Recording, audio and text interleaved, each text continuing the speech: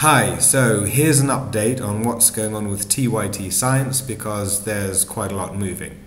At the end of last month, the Young Turks asked for presenters to come forward for TYT Nation and to give examples of what they'd present on.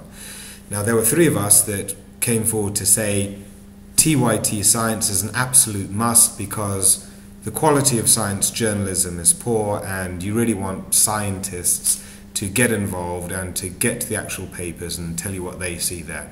So one of those was Shane Mitchell, and then another was myself, and I gave some examples of the food supplements industry and genetically modified foods.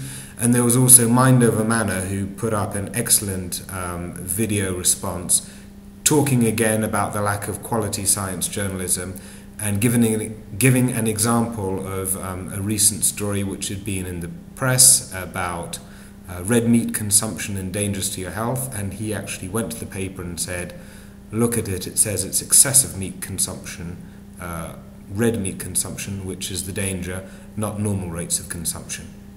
And then after that, Shane has put up another couple of videos, again going straight to the scientific literature, pulling out the most interesting recent papers and going through those. So obviously there's a bunch of us that are keen to present this, and looking at the feedback, particularly on Shane's videos, because there's more views on TYT Nation itself than on replying to the original video. Lots of enthusiasm for this. One of the top comments on one of his videos, I can't remember which one, was TYT Science? Of course!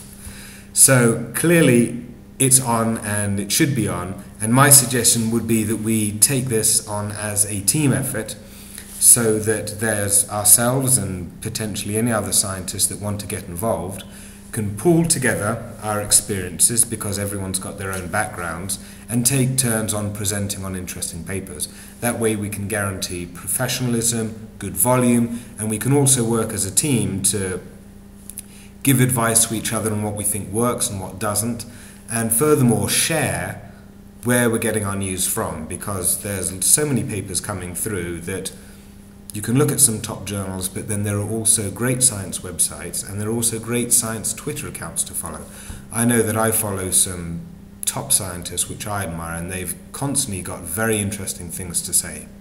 So that would be my suggestion, that we make a team effort of it to put through greater volume of videos, to get our videos more professional, so that the Young Turks take us more seriously.